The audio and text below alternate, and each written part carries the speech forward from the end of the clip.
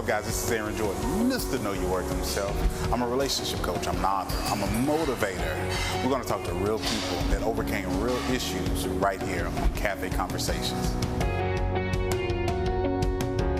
Hey, what's up, guys? How you doing? Thank you for tuning in to Cafe Conversations with Mr. Know Your Worth. And I have the pleasure of having Miss Danielle McGhee, one that needs no introduction, to be here with us on the show today. How you doing, Danielle? You doing all right? I am fantastic. Come How on, are you? man. I'm like, Miss Business, boom. Yes. That's good. So usually how I like to start the show, and for our audience too as well, is you just tell us a little bit about yourself, because a lot of times, a lot of people, they see the right now. They see the glitz, the glam. They see everything that's going on right now, but they don't see the process. They don't see the beginning. So tell us a little bit about yourself. Well, I've been an entrepreneur for about 7 years now.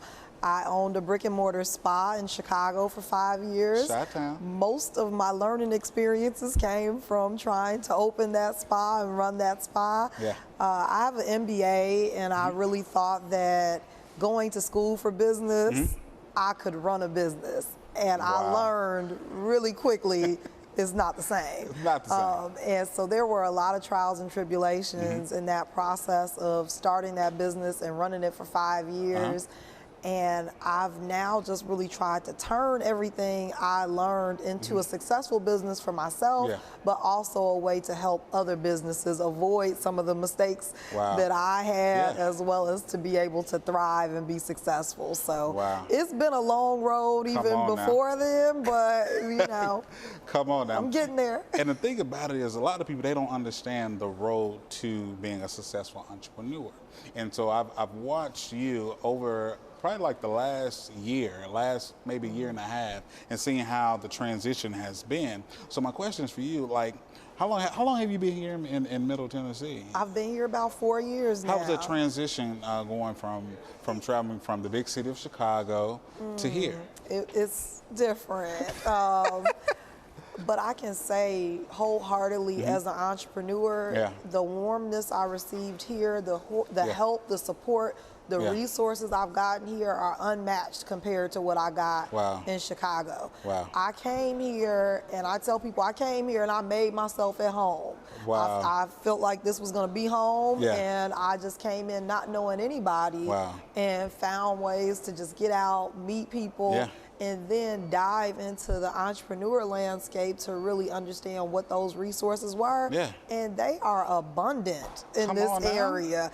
And in Chicago, I've been in business for years and never had access to the type of programs that I've had access to here. So, I mean, it's definitely different, you know, being here, but I think that really there's an advantage coming to somewhere that's, you know, not overly saturated like Chicago, where there's more of a close-knit community, because people have just been so willing to help me. And I can really attribute all of my growth over the last couple of years to how helpful the people here are. Okay, awesome. So one thing that I like to talk about is the story before. Because, like I said before, people see the glitz, the glam, and things like that. I want to know about the Danielle McGhee before. How was that? Before entrepreneurship? Before entrepreneurship. Because the reason why I asked that is because people need to know the story. Your story is not meant for you; it's meant to help others. Oh, absolutely. And a lot of my story is a lot of my story that can help others is that entrepreneur story, because it was so hard. But before that, you know, I was raised in a single family home. My father was always in my life though, and my father was always about the hustle. He was like, you always get a hustle. You always have a side hustle. If you clean the houses, if you bartend, whatever it is, you gotta have a hustle. My mother, however, was like, you go to school, you get your degrees, you get a good job. So I've always had that balance. It's like the balance, like the seesaw effect. Like, I'm going to school, I'm getting my MBA, but I'm also a banker, but I'm also like bartending at night, you know? So I've always had that hustling spirit in me. It was instilled in me early. I started my first business when I was like 11 or 12. Wow. And we were dog walkers, and this was before dog walkers were a thing. Well, even because the this thing. was 20 plus years ago, you Wow. know. So I've always had that sense of innovation and that hustle in my spirit. Yeah. I went to school, I did my 4 years, I got out, and I think that it's important for folks that are in school to know, like, what you think is gonna happen after school ain't nearly what's gonna happen. You know, like, I was in college, and you think you go to college to make $100,000. Yeah. Right? Like, I'm gonna come out and You're I'm making gonna come out $100,000. good. And it took me to be 30, you know, Wow. so almost 10 years after graduation for me to hit that $100,000, Wow. you know. But again, there's been a lot of, and I think this whole time it's been a struggle of trying to balance between me being this corporate 9-to-5er and me doing that hustling this in my spirit. Having the 12 to 3. Yes, yes, literally. And how do I bring them together? And you know, part of that entrepreneur story was the first time I stepped out to be a full-time entrepreneur, I was poor. Wow. I was broke. I had to file bankruptcy. I almost lost my condo. Hold on. See, that's the thing. People don't know. When you actually finna venture out and step out on faith and actually take that leap, these are the things that come with it. And so in that right there, how did that play on your mental psyche? It's hard. And you know, I think I'm a prideful person. Yeah. And I am as well. After I had taken that leap and hadn't worked for a year and a half and was barely paying my bills, was on the brink of bankruptcy and losing my condo and all these things, and my mother's like, you need to go get a job. Yeah. And I was like, no. Yeah. And a lot of it was because of my pride and my ego, because people know me as this entrepreneur and running this business. Now, what do I look like going back to work, you know? Wow. And a lot of times we let that keep us from doing what we have to do to truly be successful. But it was definitely, you know, you feel like a failure. Most you definitely. feel like, you know, it hurts your feelings. People are not supporting you like you like think, you thought they should. I have a spa and my friends are going to other spas and getting spa treatment. You know, we're not friends no more. It's just a lot of just the whole entrepreneurial journey. Yeah. One day it's like, I just got this contract. The next day it's like, I'm gonna just give up, you know. I'm not gonna even do this no more, you know. So it's just always those highs and lows. It is. You really have to be a mentally strong and sound person. Most definitely. Period. Because and I've always been very mentally strong, and that's the only reason why I've been able to continue. Wow. And so you said something there. You have to be mentally strong, mentally prepared for that journey. So for the person or the student that's actually sitting in their dorm room or saying like, okay, well, when I get out of school, I'm going to make X amount of dollars, but they don't know. What do you say to them? Do some research, talk to some folks, you know, because you thinking that you're going to come out and make $100,000 or whatever it might be, whether it be working a job or as being an entrepreneur, it could happen. I'm not going to say it can't. It absolutely can happen. And I think these days we see it a lot more because there are tech jobs and things like that, and it depends on your industry, but talk to some folks because there are a lot of folks who are 50 and haven't hit 100,000 and they have degrees, you know. So I think that, you know, really understanding your industry, doing research on what industry you're going into and what, you know, now we have the internet. You can find anything on the internet. Like Google. I couldn't use Glassdoor 20 years ago. You know, I couldn't go in there and figure out what the price, what the, you know, salary range was for what I was trying to do. You know? So it's all about using the resources that we have available to us to set realistic expectations for ourselves. That's amazing. So let me ask you this question. So they call me the quote unquote the relationship guy. So in those moments, the dark moments of your entrepreneurial journey, how did they have an impact on relationships and dating? Because people don't understand is entrepreneurship is a 24-hour thing, you know, and you have to sometimes give up certain things, make those sacrifices. So how did that play into your life? It's always been important to me, no matter where I was in life, no matter how demanding my job was or business was, that I had a good balance. Yep. And I've been in relationships my whole life, apparently. And, you know, like I feel like I've never been single. But my first business, actually, my boyfriend was my business partner. Really?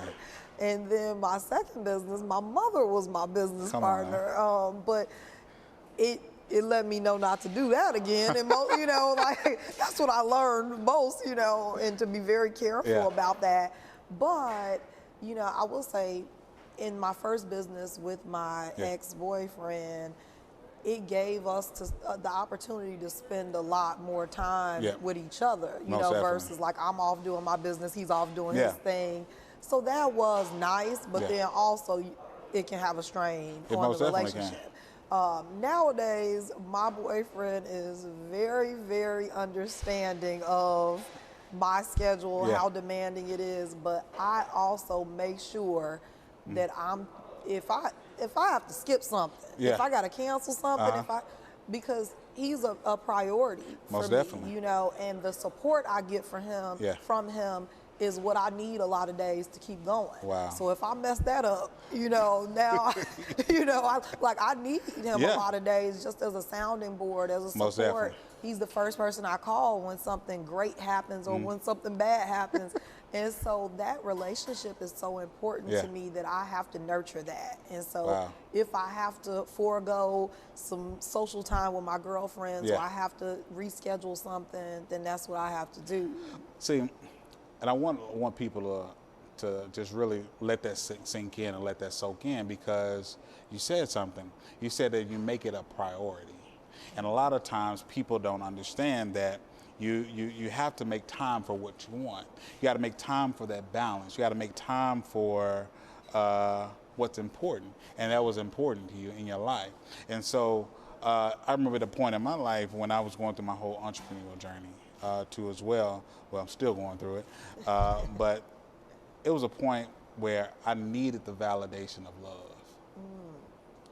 Even though I was going through the whole entrepreneurial journey, I needed that validation of love, and I needed that validation to make me whole, too, as well. But we're not going to go into the whole soapbox thing right there, because I see you getting teary-eyed. But guys, you've been tuning into Cafe Conversations with Mr. Know Your Worth. We'll be right back. I've been fortunate to live in Middle Tennessee all my life. I love the culture, the people, and the Southern traditions. People often ask, why are you so passionate about what you do? It's simple. I love people. I've been privileged to serve the Middle Tennessee area as an award-winning, top-producing realtor since 2011. My name is Gabrielle Garner, and I'm here to lead you home. Call today for your complimentary consultation.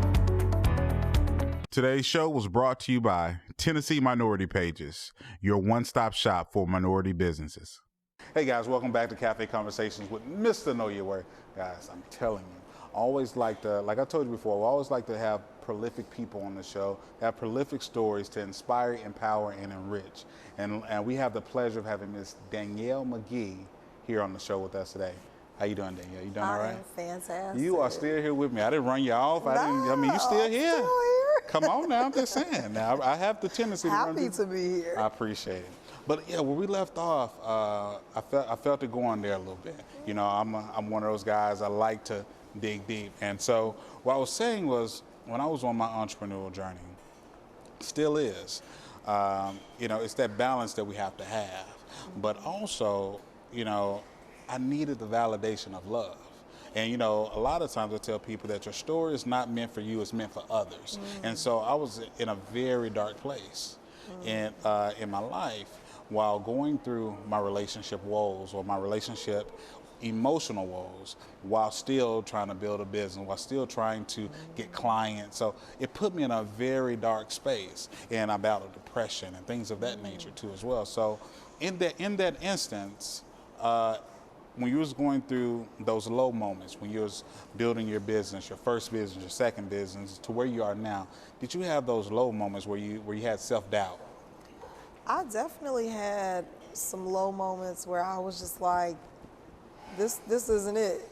You know, you know, and then also just being like, I could just go get a job and not have to deal with this, you know. Not have to deal with none of the stress. But I can tell you, I think that I've never gotten that low because I feel like there's always something else. Come on now. Or I can always go get a job. I know myself. I can always go get a job. I can always start something else. But not only that, I have such a strong system around me, and they have just been amazing. My parents, my good friends. When I'm having a bad day, I'm like, let's have a cocktail. Let's have a cocktail. Let's ease the pain. You know, when I was still in Chicago, it was like, you know, everybody come over. Let's have a gathering at my house, and just being around those people was able to bring me out of anything that I've been in and made me just renewed and refreshed, you know, and able to even think. Because a lot of times you get so deep and dark into a place where you can't even be productive. You know, that's true. And sometimes you just have to step away. You do. You have to surround yourself and with love, you know, to be able to refresh and start over. Most definitely. So, how was your faith tested during that time? Well, I'll tell you, when you are, I was at the point. So let me tell you, I was driving Uber and Lyft. I was getting up and cleaning someone's house every day, 5 days a week. I was getting paid $50 a day, just to be, and I was just trying to hustle and pay my bills. I was also bartending. And so I was doing all these things and just able to pay my bills, right? Like I wasn't thriving in any type of way. And I was deciding between like this bill and that bill sometimes.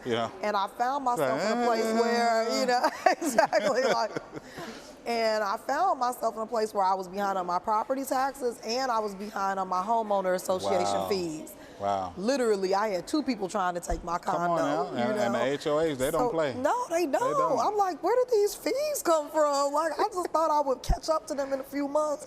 Then they didn't hit me with lawyers' fees. I'm like, man. Yeah, I'm like, I didn't expect any of that, you know. So I'm in a place where I owe, you know, something like $15,000. You know, and it was just, like I said, it was a rough time. And there was no...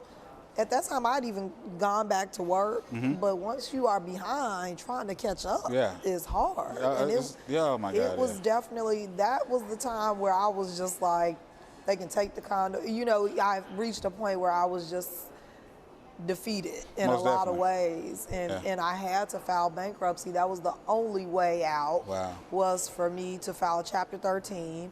Which means I still got to pay the money back. I just had a little longer to do it. Had a little time on the back end. But you know what?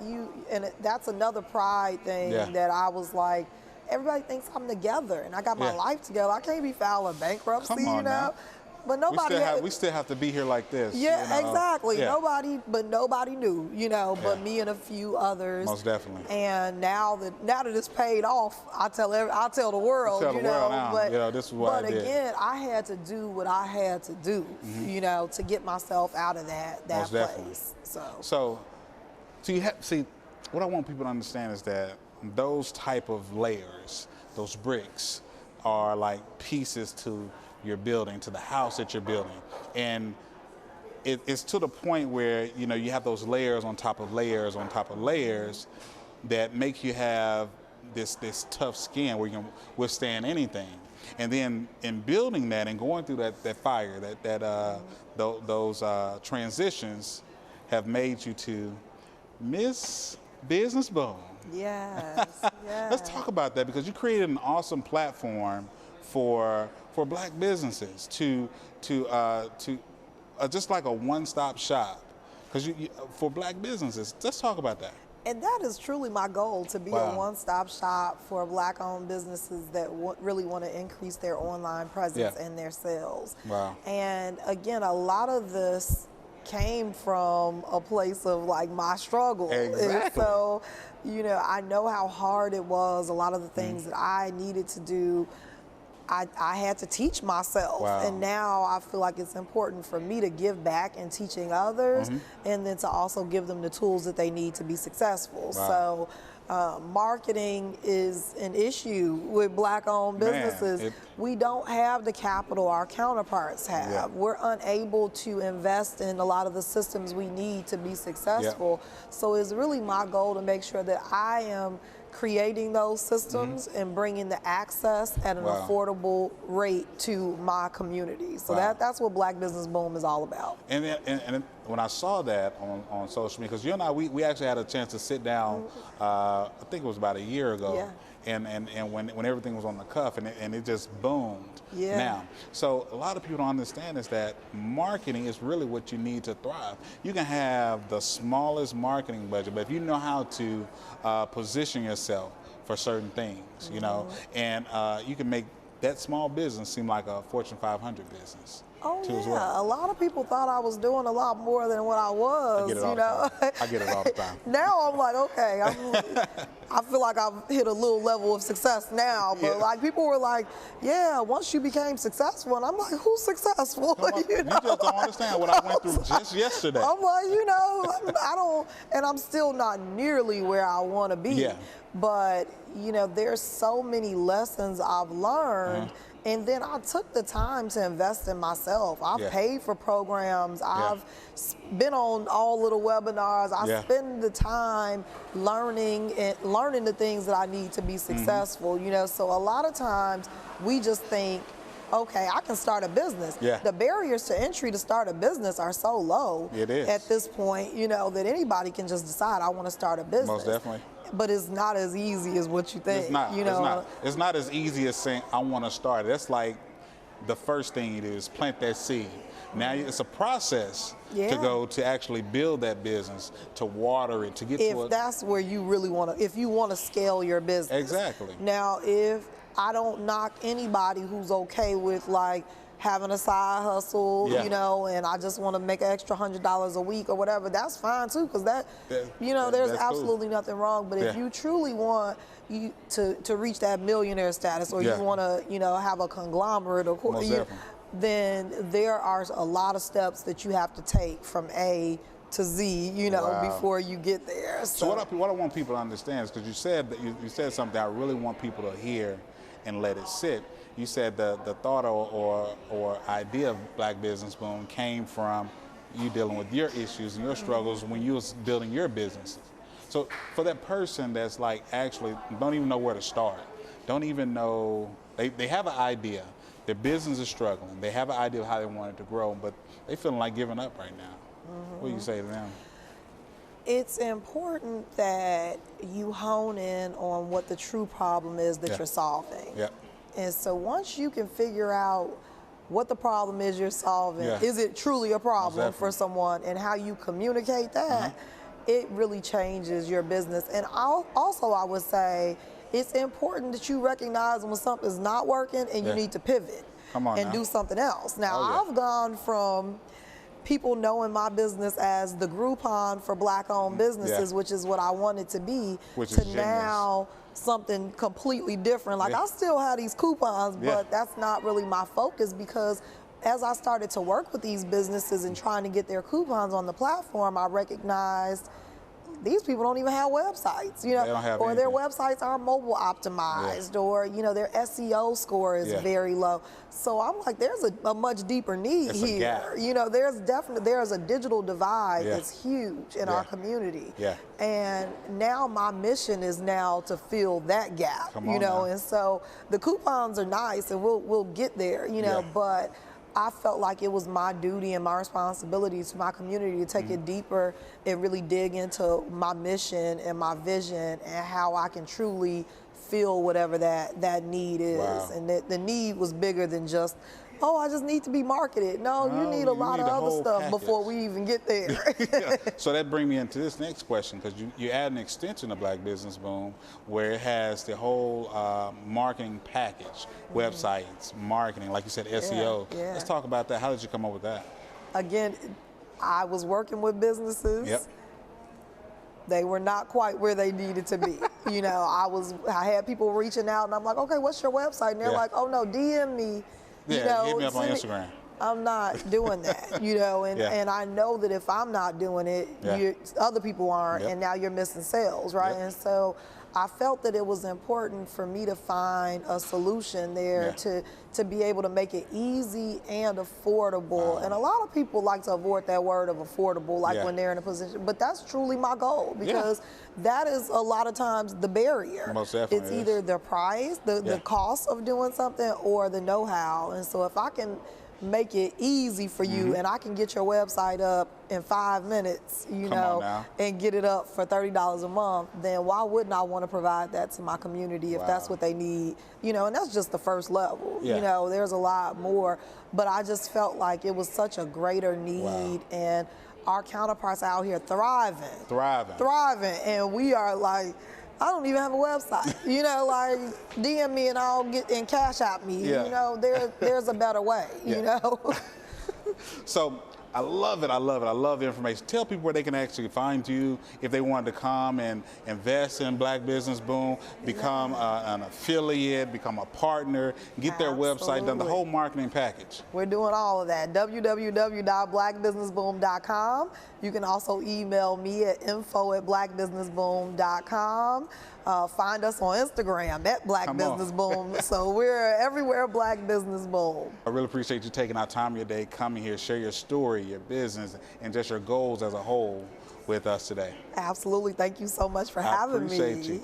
Guys, you've been tuning in to Cafe Conversations with Mr. Know Your Worth. What's up, guys? This is your boy Aaron Jordan, Mr. Know Your Worth himself, your relationship coach. I created a course called Revamp. It's an online workshop relationship course geared toward helping people to understand who they are, whose they are, and what they are when it comes to relationships, dating, personal development, or as an individual before you even think about getting back into a relationship. In this course, I tap on the fact of helping you to understand 5 key principles that you must learn, that you must articulate, or that you must exemplify before you get to the point of being able to love someone else. There's so much information that I could cover right now in this video, but guys, go to my website and get the course. It's aaronjordanjr.com/revamp. You do not want to miss this, guys. Understand and know that your worth is undeniable and your value is priceless. Today's show was brought to you by Tennessee Minority Pages, your one-stop shop for minority businesses.